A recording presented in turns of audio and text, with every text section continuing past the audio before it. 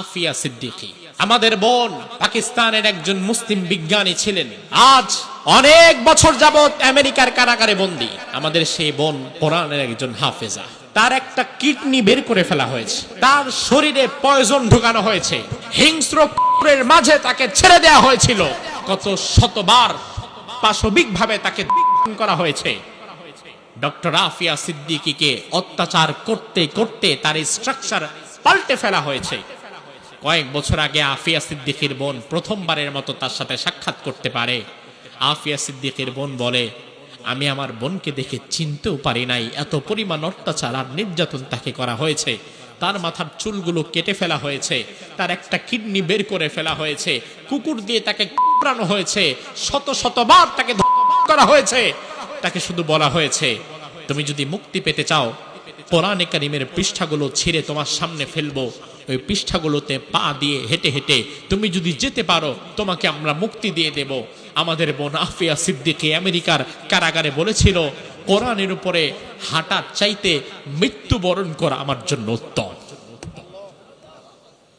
আমাদের সেই বোন আফিয়া সিদ্দিকী রাতের পর রাত কেঁদেছে আর বলেছে, আল্লাহ আমাকে উদ্ধারের জন্য আরেকজন মোহাম্মদ বিন কাসিম তুমি পাঠাও, তারিক বিন জিয়াদ তুমি পাঠাও, খালিদ বিন ওয়ালিদকে তুমি পাঠাও।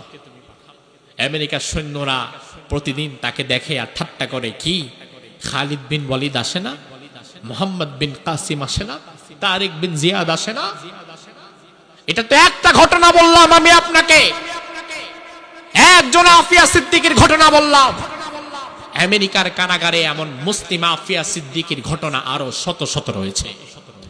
ওরা আমাদেরকে মানবতা শেখায়, ওরা আমাদেরকে সভ্যতা শেখায়, অথচ গোটা পৃথিবীর মানবতাকে তারা, গোটা পৃথিবীর মধ্যে অসভ্য বর্বর জাতি হচ্ছে তারা। মানবতা কাকে বলে?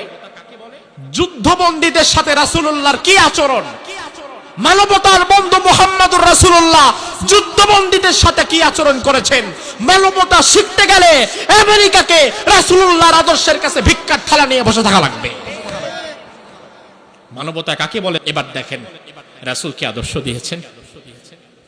নবম হিজরিতে বনু তাই গোত্রের বিরুদ্ধে রাসূল যুদ্ধ ঘোষণা করলেন।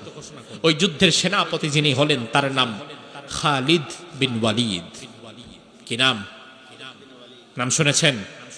খালিদ বিন ওয়ালিদ ইসলামের এমন বীর, ইসলাম গ্রহণের আগেও যার হারার রেকর্ড নাই, আর ইসলাম গ্রহণের পরেও যার হারার রেকর্ড নাই।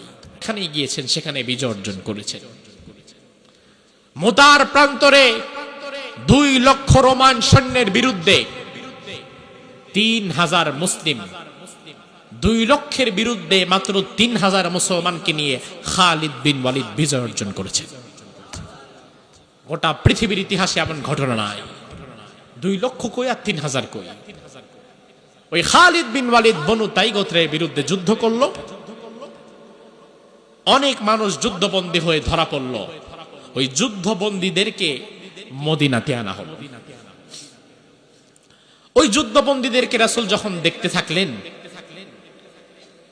একদিন হঠাৎ করে যুদ্ধবন্দী এক নারী, সে রাসূলকে কিছু বলবে। রাসূল যখন সামনে দিয়ে যায়, কিছু একটা বলতে চায় কিন্তু বলতে পারে না। একদিন হঠাৎ রাসূলকে ডেকেই ফেললেন যে, হে আল্লাহর রাসূল একটু শোনেন। রাসূল আসলেন।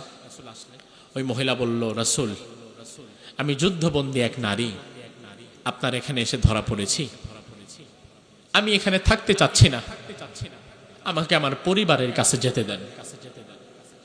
রাসূল বললেন, তোমার পরিচয় কি? ওই নারী বলল, আমার নাম সাফফানা। কি নাম? কথা বলেন। সাফফানা। তোমার বাবার নাম কি? ওই নারী বলল, আমার বাবার নাম হাতেম তাই। ওই যে বিখ্যাত দানবীরের গল্প শুনেছেন না, বিখ্যাত দানবীর দাতা হাতেম তাই, এই হাতেম তাইয়ের কন্যা হচ্ছে এই সাফফানা।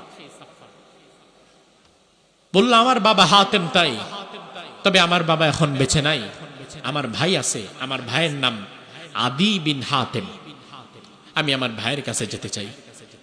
রাসূল বলল, সাফফানা একা একা তোমাকে তো আমি ছাড়তে পারবো না, তুমি একজন বিশ্বস্ত গাইড খোঁজো যে তোমাকে তোমার ভাই পর্যন্ত পৌঁছে দিতে পারবে, তাইলে আমি তোমাকে ছেড়ে দেব।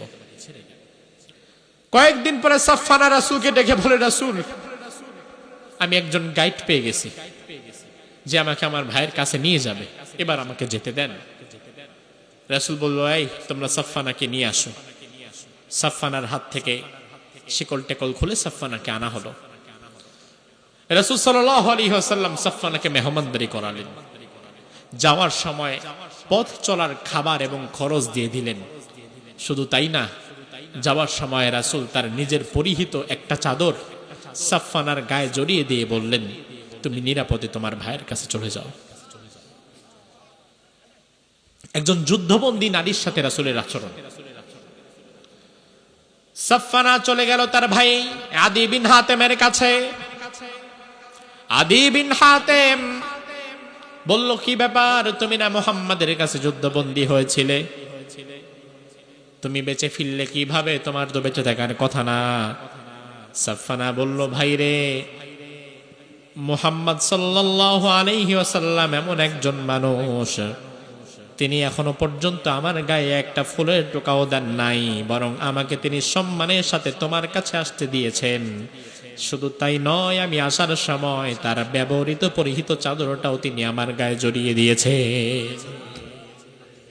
আদি বিন হাতেম অবাক হয়ে গেল, যুদ্ধবন্দীর সাথে এত সুন্দর আচরণ পৃথিবীতে কেউ করে নাকি? এত সুন্দর আচরণ যুদ্ধবন্দীর সাথে যে করতে পারে, সে সাধারণ মানুষ না, সে অবশ্যই আখিরি জামানার পয়গম্বর মুহাম্মদুর রাসূলুল্লাহ। আদি বিন হাতেম রাসূলুল্লাহর দরবারে চলে গেল, গিয়ে বলল, ইয়া রাসূলুল্লাহ, আমি বিখ্যাত দাতা হাতেম তায়ের সন্তান আদি বিন হাতেম, আমার যুদ্ধবন্দী বোন সাফফানার সঙ্গে যেই আচরণ আপনি করেছেন, এই আচরণ কোনো সাধারণ মানুষের আচরণ হতে পারে না। এই আচরণ শুনে, এটা দেখে আমি মুগ্ধ হয়ে গিয়েছি। আমি আর জাহালাতের মধ্যে থাকতে চাই না। আপনি আমার কালিমা পড়ায়া দেন, আমি মুসলমান হয়ে যেতে চাই। আমার ভাই সুমামা বিন উসাল যুদ্ধবন্দী হয়ে রাসূলুল্লাহর কাছে ধরা পড়ল একজন কাফের। আল্লাহর হাবিব যুদ্ধবন্দী ওই সুমামাকে বলল, সুমামা, কি আচরণ আমি তোমার সাথে করব বলে তুমি আশা করো? সুমামা বলল, ইয়া রাসূলুল্লাহ, আমি যেহেতু যুদ্ধবন্দী, আপনি এখন আমার মালিক, আপনি চাইলে আমারে মেরেও ফেলতে পারেন, আবার চাইলে ছেড়েও দিতে পারেন। তবে স্বাভাবিকত যারা যুদ্ধবন্দী হয় সব রাষ্ট্র তাদেরকে মেরে ফেলে, আপনিও তাই করতে পারেন। আল্লাহর হাবিব সুমামা বিন উসালকে মারলেন না। পরদিন রাসূল তার কাছে এসে বললেন, সুমামা, দেখো, এই জীবন তো শেষ নয়, আল্লাহর দরবারে দাঁড়াতে হবে। দুনিয়ার প্রত্যেকটি মানুষকে আল্লাহর দরবারে দাঁড়িয়ে যাওয়া লাগবে, আল্লাহর দরবারে দুনিয়ার হিসাব দেয়া লাগবে। ওই আখিরাতকে ভয় করো সুমামা, সেখানে পরকাল আছে, জান্নাত আছে, জাহান্নাম আছে। এভাবে সুমামাকে বোঝানো হলো। আল্লাহর হাবিব ঘরে গেলেন, আয়েশাকে বললেন, ঘরের মধ্যে ভালো ভালো যা আছে তা রান্না করো। রান্না বান্না করে ভালো খাবারটা সুমামার জন্য রাসূল পাঠিয়ে দিলেন। অথচ সুমামা যুদ্ধবন্দী মানুষ। সুমামা অবাক হয়ে গেল, কি ব্যাপার, রাসূল দেখে আমার জন্য খাবার রান্না করে পাঠিয়েছেন। এবার পরের দিন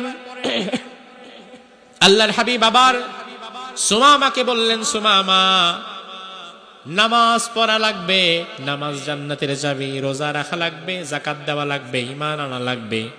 এই কাজগুলো যদি করো তাহলে তুমি দুনিয়াতেও সফল হবে, আখিরাতেও সফল হবে। এভাবে রাসূল তাকে বোঝালেন। আবার বাড়িতে গেলেন, উটের দুধ দহন করে রাসূল নিজ হাতে সুমামাকে খাওয়ালেন। এভাবে 2-3 দিন যাওয়ার পরে পরের দিন রাসূল সাহাবীদেরকে বললেন, সুমামার ঘরটা খুলে দাও, সুমামাকে মুক্ত করে দাও। সাহাবীরা ভয় পেয়ে গেলেন, সুমামা অনেক বড় ভয়ঙ্কর কাফের, তার হাত থেকে শিকল খুলে দিলে সুমামা কিন্তু আমাদের সবাইকে মেরে ফেলতে পারে।